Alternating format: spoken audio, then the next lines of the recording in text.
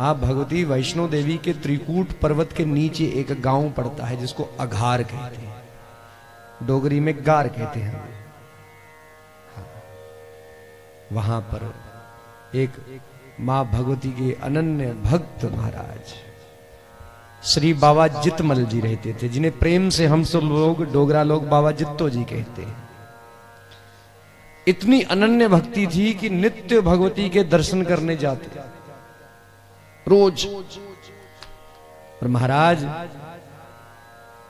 ऐसी अनन्य भक्ति है कि भगवती को ही भगवती से मांग लिया और भगवती को ही बालिका बन करके, छोटी सी कन्या बन करके उनको मिलना पड़ा।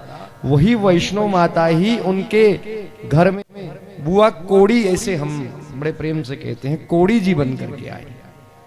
और यदि किसी ने मां भगवती वैष्णो की बाल लीलाओं के दर्शन करने हो तो पहले अघार जितो में जाओ। 3 मूल स्थान है बाबा जी के। आजकल तो जगह जगह अपने अपने लोग मंदिर खड़े करने लगे हैं बाबा जी के नाम से, लेकिन वो मूल स्थान नहीं है। यदि बाबा जी का मूल घर देखना है तो अघार में, उसके बाद उनके घर में कोई घर की परिस्थिति थी, चाची उनकी थोड़ा तंत्र मंत्र जानती थी, जोजा जी, तो बुआ जी ने एक बार लीला करनी थी। वो तो बुआ जी का क्या, भगवती वैष्णो का कौन क्या ही बिगाड़ सकता है। तो जन कल्याण के लिए उनको वहां से प्रस्थान करना था। तो बाबा जी तालाब, जहां चिड़ी आगे पड़ती है, पहले तालाब है, चिड़ी में बाबा जी का बलिदान हुआ। तो लीला करनी थी तो वहां से चली गई, बाबा जी भी चले गए, भगवती बुआ जी भी चली गई। और तालाब में एक सरदार था उस समय, सूबेदार विधि सिंह मेहता करके, तो उससे बाबा जी ने जमीन मांगी थोड़ी सी और बंजर जमीन दी उसने।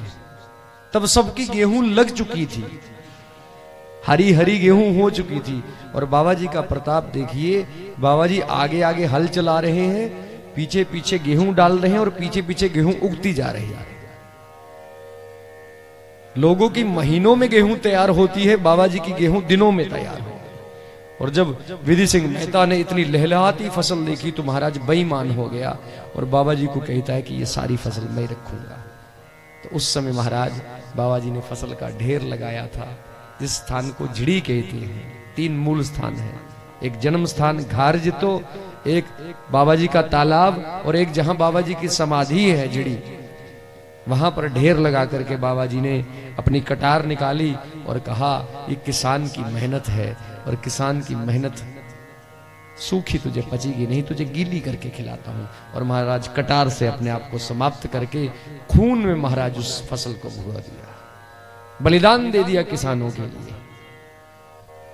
और किसानों के लिए एक आदर्श स्थापित किया कि किसान की पहली हक किसान की फसल पर किसान का ही है। इसलिए हमारे वहां पर बड़ी मान्यता है बाबा जी की। और भगवती बुआ कोड़ी को तो हम साक्षात वैष्णो का बाल्यकाल ही मानते हैं।